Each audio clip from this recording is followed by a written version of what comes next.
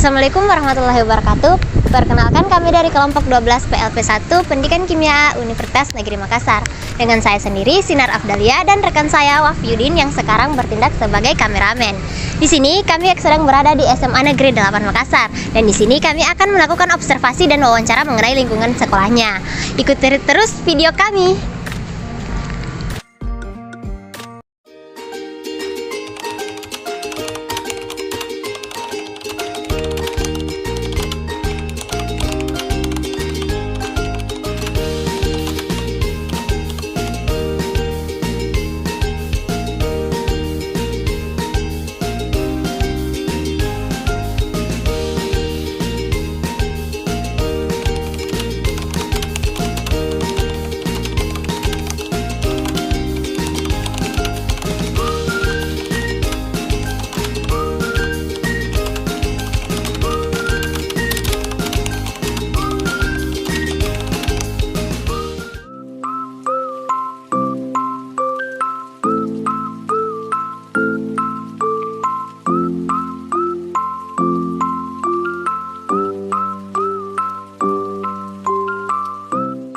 Di website sekolah juga, Pak? Ada di website sekolah, tapi belum berubah lagi dari sekolah, nanti update. Kalau menurut Kakak, sejauh mana sih visi misi bisa diwujudkan di lingkungan sekolah sekarang? Visi misi bisa diwujudkan apabila semua komponen yang di sekolah itu bersama-sama. Maksud saya bahwa harus secara komprehensif untuk melaksanakan itu. Kita tidak bisa cuma pendidik saja, tidak bisa. Misalnya cuma komite, jadi sini kan ada pemerintah, ada dinas pendidikan, kemudian tenaga pendidik, kepala sekolah, komite sekolah, peserta didik itu sendiri.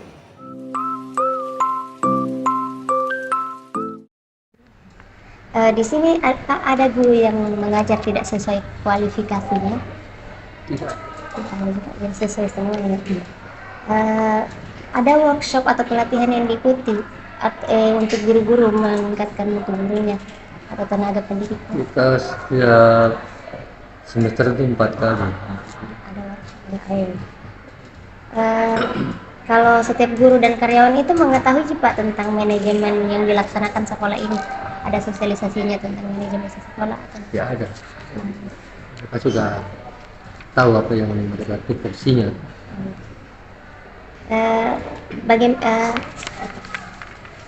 Faktor apa yang menjadi pendukung dalam peningkatan sumber daya sekolah ini, Pak? Karena sumber daya kita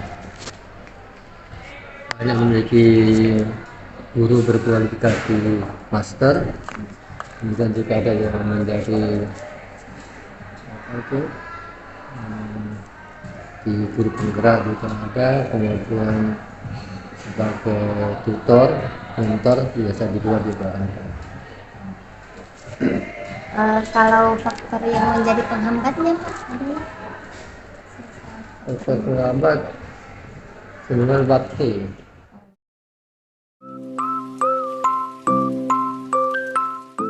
Sekolah ini agar tetap dalam kondisi yang baik. Oke. Jadi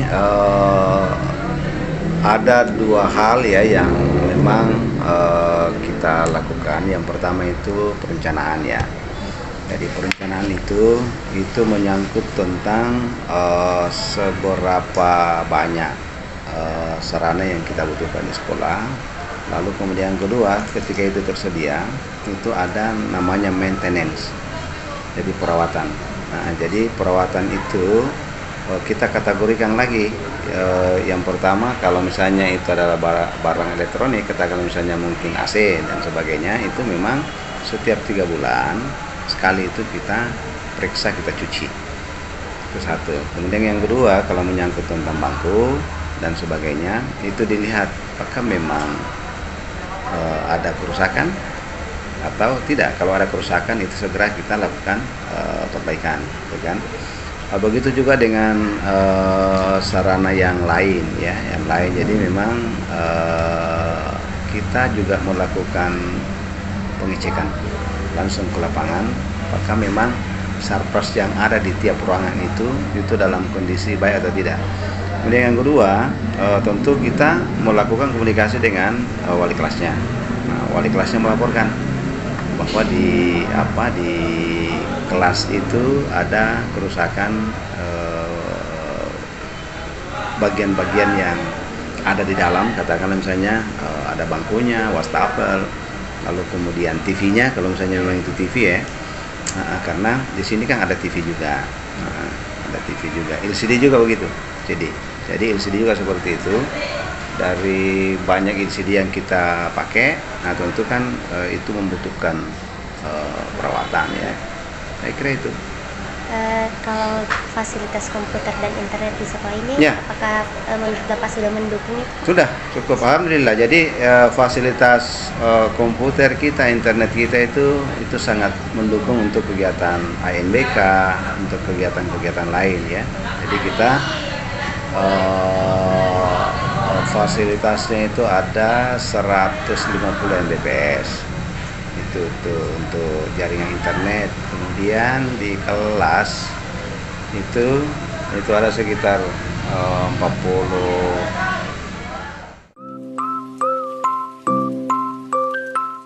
Kalau di sini itu Pak, adakah strategi atau pendekatan dalam mencapai prestasi akademik yang baik?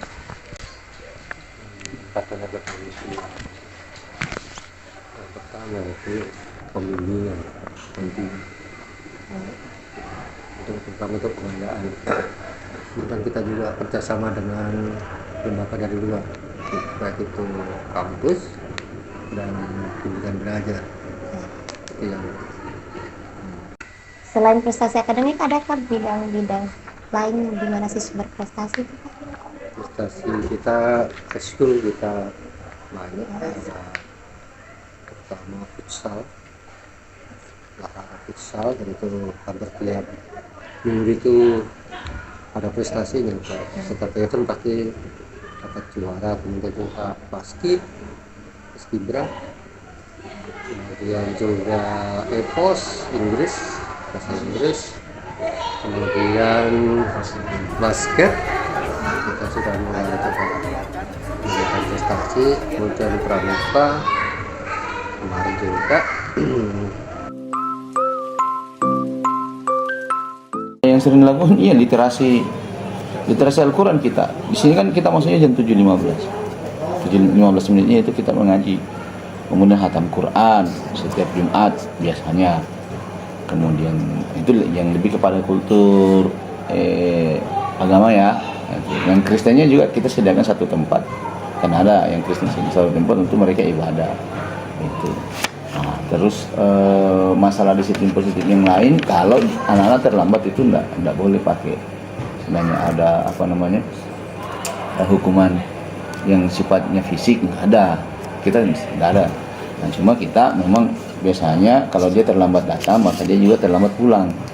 Gitu. Yang ketiga itu kita kan di sini penggunaan ponsel dibatasi. Nah, itu sebenarnya hal positif, tapi bukan juga positif. Tapi lebih kepada kalau dilihat itu setelah dilihat ini lebih banyak positifnya setelah anak-anak tidak menggunakan HP sembarangan di sekolah kan begitu. Sehingga ada waktu tertentu yang bisa di ini. Pertama positifnya adalah mereka bisa bersosialisasi. Ternyata lebih banyak anak-anak lebih banyak bersosialisasi sekarang dalam kelas. Begitu dibandingkan dengan pada saat mereka menggunakan HP. Itu untuk sementara yang ada di sekolah. Kemudian disiplin positif yang lain banyak sih iya. Cuma mungkin itulah yang dulu yang saya bisa sampaikan tuh. Karena banyak itu. Apalagi apakah kita dalam instruktur dan sekolah telah bekerja sesuai tugas masing-masing? Ya. Bagaimana sekolah ini menjamin setiap elemen struktur organisasi sekolah telah melaksanakan tugas dengan baik? Monitoring, sekarang ada monitoring. Monitoring kegiatan. Setelah ada monitoring biasa kita evaluasi pekan. Kita misalnya kalau ada pelatihan itu kita ikutkan instruktur kita. Tentang persuratan ada pelatihan kita ikutkan dengan TU, bagian TU. misalnya ada untuk guru atau pelatihan untuk guru kita ikutkan juga di luar.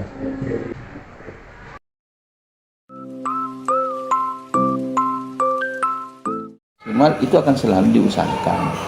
Jadi ada namanya progres. Kalau selalu ada evaluasi. Melihat progresnya itu kita di sini ada hari Senin itu setelah upacara ada namanya briefing. Kita evaluasi mingguan. Nah, jadi di sekolah kami memang ada 1 jam itu evaluasi semua hal-hal yang terjadi selama 1 pekan. Dan kita digunakan untuk mengevaluasi itu baik pembelajaran, kondisi sekolah dan kondisi siswa. Dan ada informasi dari di luar sekolah kami seperti dari cabang dinas, bla bla bla seterusnya, kayak gitu, sirkulasi informasi. Implikasinya, karena kalau saya dibandingkan dengan sekolah lain, alhamdulillah kami lebih bagus dibandingkan tetangga kami. Tidak ada anak-anak kami yang ada berkeliaran di luar jam sekolah, ya. Bahkan di jam-jam sekolah ya, di jam-jam sekolah tidak ada yang bolos, alhamdulillah. Kalau ada yang bolos atau ada yang tidak sampai di sekolah itu langsung ketahuan absensinya, dan itu langsung ditelepon orang tuanya, kenapa anak tak tidak masuk sekolah, ada apa, kalau tidak ada keterangan itu ditelepon gurunya wali kelasnya mau nelpon ke orang tuanya. Nah, kalau orang tuanya mengatakan bahwa sakit, ini berarti ada kabar. Kalau orang tuanya mengatakan anak saya pergi sekolah, berarti anaknya bolos, dan itu besoknya itu langsung dipanggil. Itu konsekuensinya, kalau tidak sampai ke sekolah dan dia bolos itu dipanggil bersama dengan orang tuanya, supaya orang tuanya paham bahwa dan anaknya paham bahwa konsekuensi dari apa yang dilakukan itu akan berdampak buruk kepada prestasinya nanti, prestasi belajarnya, kan begitu tuh. Kalau sanksi sih nggak ada sanksi yang sifatnya mencederai anak-anak, nggak ada. Nah, kan anak-anak kan sudah tahu konsekuensinya. Contoh, dia tidak salat luhur, ya tentu penilaiannya langsung kepada guru agamanya, kan begitu. Iya kan? Kalau dia tidak kerja PR atau tidak kerja tugas, karena kami ada regulasi di sekolah, itu semua tugas dari gurunya harus ada tanda tangan dari gurunya. Dan itu clear 100% untuk bisa mengikuti semester. Ini kan nanti semester itu akan ada kartu kontrol yang kita bagikan. Semua mata pelajaran akan bertanda tangan bahwa tugasnya sudah masuk atau belum. Nah, dari BP kehadiran 80%. Seperti itu. Anak-anak sudah paham itu. Nah, apa yang dia harus lakukan? Nah, tentu didahului dengan namanya sosialisasi. Sosialisasi ada 2. Secara langsung maupun secara tidak langsung. Secara langsung itu bisa melalui media upacara pada saat upacara, ataukah pihak sekolah dengan siswa ya, kemudian pihak sekolah dengan orang tua, apakah melalui lembar MOU atau mereka datang dipanggil ke sekolah untuk disosialisasikan, seperti itu. Tapi yang pastinya tidak ada yang bisa menjadi sebuah nilai manfaat yang besar kalau tidak kolektif sekolah, pihak sekolah, pihak orang tua, dan yang bersangkutan peserta didik. Kalau semua klop dengan baik, maka pasti kita akan mendapatkan hasil yang maksimal. Seperti itu. Sebentar Ibu, Ibu mengajar dalam mata pelajaran apa sebagai guru penggerak di sini? Saya mengampu mata pelajaran bahasa Indonesia. Dan apa saja Ibu best practice yang telah Ibu lakukan di sekolah ini? Oke, kalau berbicara best practice itu kan praktik baik. Jadi sebenarnya bukan hanya guru penggerak sih sebenarnya yang punya best practice. Saya lihat semua teman-teman punya itu. Tapi kalau kita bertanya khusus ke saya ketika saya sudah melakukan atau mengikuti program guru penggerak, yang paling pertama itu adalah mengubah mindset teman-teman guru dalam hal menerima siswa, mengajar, dalam hal ini menemukan metode dan sebagainya. Tapi yang paling penting yang saya lakukan itu kemarin adalah membuat kesepakatan kelas. Kesepakatan kelas itu adalah keyakinan kelas. Kalau dulu biasa dikenal dengan apa sih istilahnya kalau di kontrak perkuliahan. Tapi kan biasanya itu kalau kontrak dengan yang namanya kesepakatan ya 2 pihak. Bagaimana kami guru memfasilitasi siswa membangun sebuah keyakinan apa saja yang boleh dilakukan di dalam kelas, apa-apa saja yang harus dicapai di dalam kelas, dan tujuan di dalam kelas itu baik kepada guru maupun kepada teman-temannya.